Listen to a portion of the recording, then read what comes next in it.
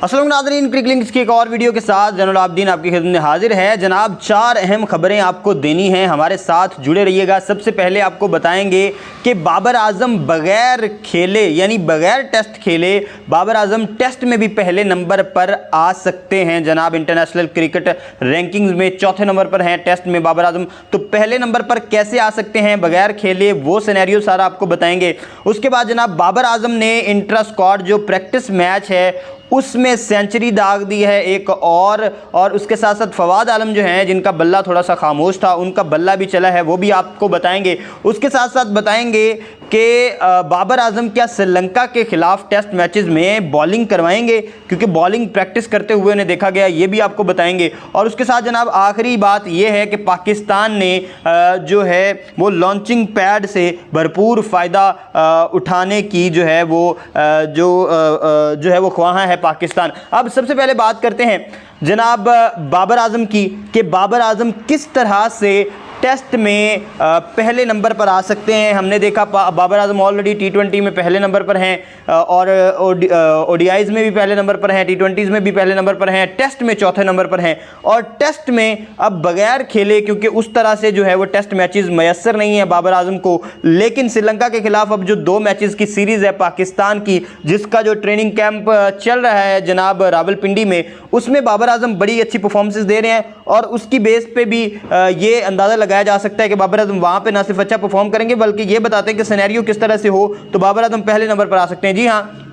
हमने पता है कि इस वक्त पहले नंबर पर जोए रूट हैं, जो रिसेंटली पहले नंबर पर आए हैं अपनी बेहतरीन फॉर्म की वजह से इंटरनेशनल टेस्ट रैंकिंग्स में। और जनाब उसके बाद मौजूद हैं मानुस लबुशेन दूसरे नंबर पर और स्टीव स्मिथ जो हैं वो तीसरे नंबर पर हैं इंटरनेशनल रैंकिंग्स में। यानी पहले नंबर पर जोए रूट हैं इंग्लैंड के और दूसरी 2 स्लॉट्स हैं ऑस्ट्रेलिया के पास मानुस लबुशेन और स्टीव स्मिथ के पास, जबकि चौथे नंबर पर बाबर आजम मौजूद हैं। और अब अगर क्या सिनेरियो बने कि बाबर आजम पहले नंबर पर आ जाएं बगैर खेले, जी हाँ, हमें पता है कि न्यूजीलैंड के खिलाफ जो है वो इंग्लैंड की सीरीज़ चल रही है, जिसमें जोए रूट जो हैं वो आखिरी टेस्ट में अभी जो टेस्ट चल रहा है उसमें उन्होंने पहली इनिंग में 5 स्कोर की इनिंग खेली और दूसरी इनिंग में जनाब वो स्कोर कर सके 55।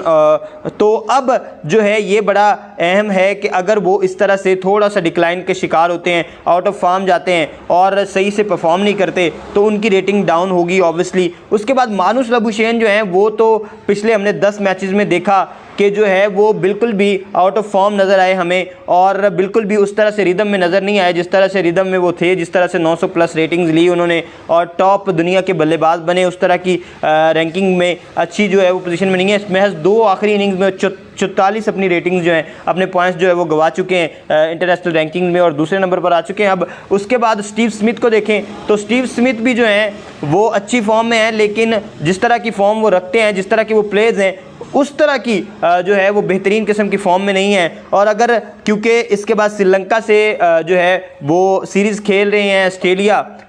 टेस्ट सीरीज़, उसमें अगर मानुस लबुशेन डिक्लाइन का शिकार होते हैं और स्टीव स्मिथ से स्कोर नहीं होते तो ऑब्वियसली जो है वो पोजीशन नीचे आएगी। और आगे श्रीलंका के खिलाफ जो 2 टेस्ट मैचेस हैं पाकिस्तान के, उसमें बाबर आजम अगर इसी तरह से परफॉर्म करते हैं जिस तरह से वो परफॉर्म कर रहे हैं प्रैक्टिस मैचेस में, और दूसरी जिस तरह से ऑस्ट्रेलिया के खिलाफ, न्यूजीलैंड के खिलाफ और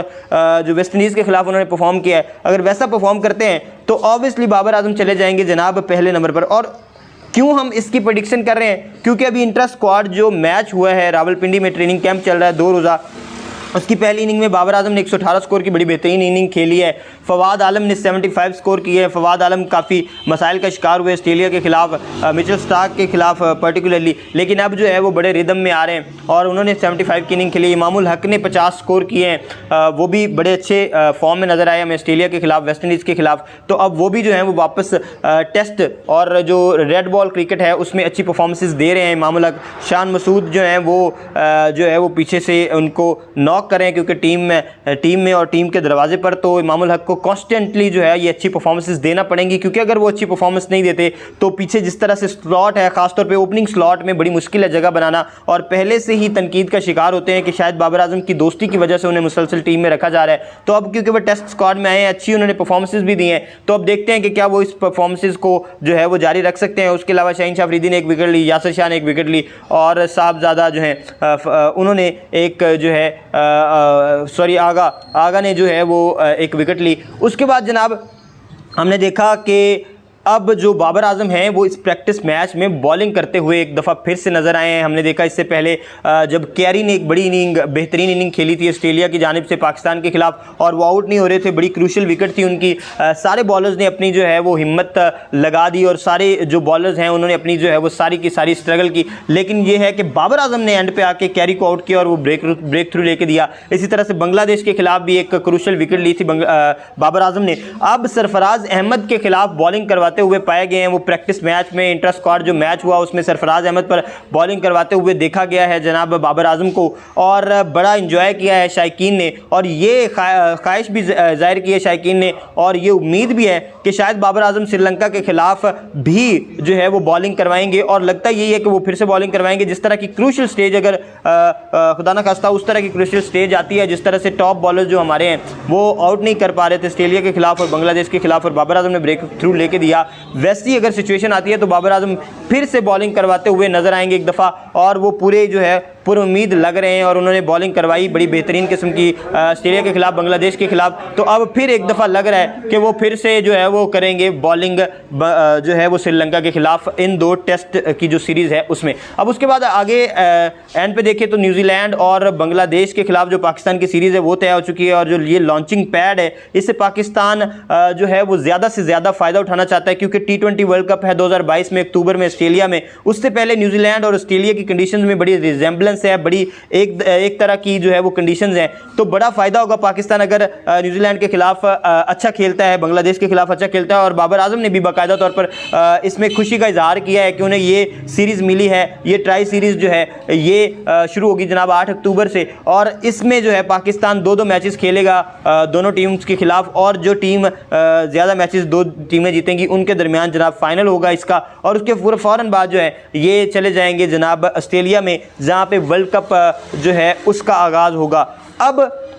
ये इससे पहले हमने देखा अगस्त के एंड में जनाब जो है वो एशिया कप आ रहा है, वो बड़ा अहम है। उसमें पाकिस्तान जो उससे पहले ऑलरेडी वहाँ पे श्रीलंका में खेलेगा टेस्ट, और इससे भी थोड़ी सी आगाही होगी पाकिस्तान को। उसके बाद पाकिस्तान जब वहाँ से वापस आएगा, और उसके बाद जो अगस्त के बाद उसके बाद सितंबर में इंग्लैंड आ रही है, इंग्लैंड के खिलाफ पाकिस्तान को बड़ी अच्छी प्रैक्टिस का मौका मिलेगा, 7 T20s होंगे, और उसके बाद पाकिस्तान चले जाएगा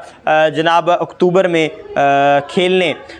वहाँ पे न्यूजीलैंड में। और न्यूजीलैंड की कंडीशंस और ऑस्ट्रेलिया की कंडीशन जो है वो बड़ी एक तरह की हैं, और अगर पाकिस्तान, और ख़ास तौर पे बाबर आजम ने कहा है कि क्योंकि पिछली दफ़ा जब न्यूजीलैंड का दौरा हुआ तो वो अनफिट हो गए थे, उनको अंगूठे की इंजरी हो गई थी, तो उन्होंने कहा है कि अब वो जो है इन टॉप 2 टीमों के खिलाफ कोशिश करेंगे कि अपने जो है वो रंग दिखाएं जिस तरह से वो बाकी सारी टीम्स के खिलाफ दिखा रहे हैं। इसी ख्वाहिश के साथ कि पाकिस्तान ना सिर्फ एशिया कप जीते बल्कि वर्ल्ड कप में भी बेहतरीन कारकर्दगी दिखाते हुए पाकिस्तान ये वर्ल्ड कप भी जीते, और पाकिस्तान को भरपूर जो फ़ायदा मिल रहा है और जो मौका मिल रहा है प्रैक्टिस का, इससे भरपूर पाकिस्तान जो है वह फ़ायदा उठाए। इसी के साथ दीजिए इजाज़त। अल्लाह आमीन नासिर।